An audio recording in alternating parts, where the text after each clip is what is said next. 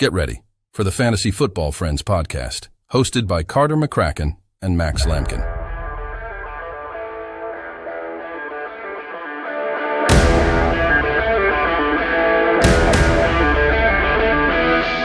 What's up? I'm going over waiver wire pickups for week 4. I'm just going to run through a real quick list for you.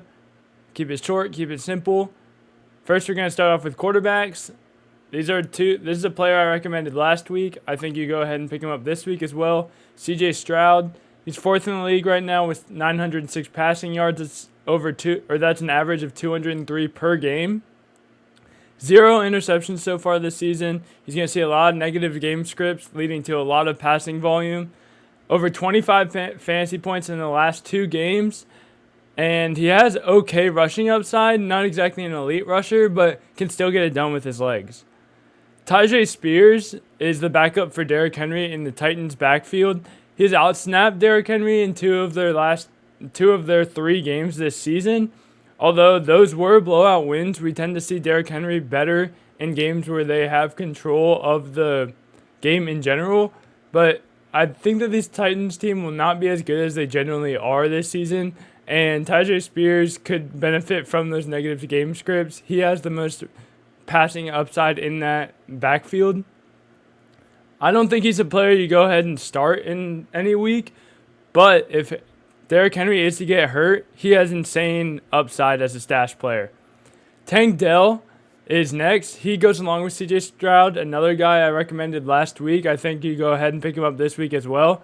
He's a big player that can handle volume. In his last 2 years at Houston in college, he had over 90 receptions and 1,300 yards.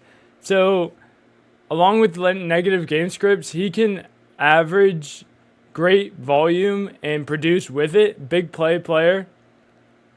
Luke Musgrave out of Green Bay is a tight end. I think that you can go and pick him up. Guy I've been talking about all offseason, but he's really starting to show his potential. He was the only tight end in Green Bay right now, and tight end 10 in fantasy. He can get passing yards. He's not just dependent on touchdowns like some of the players that you will go pick up on a week-to-week basis.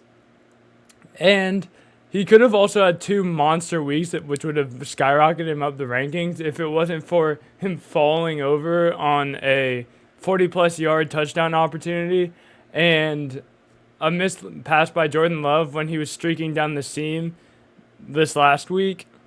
I think he would have had monster weeks, and we'd be talking a lot more about him in the general space. Next is going to be in to finish this off as another tight end. It's going to be Sam Laporta. If he's still in your league, go pick him up. He's only rostered in about 47% of the league, so there's a good chance he is.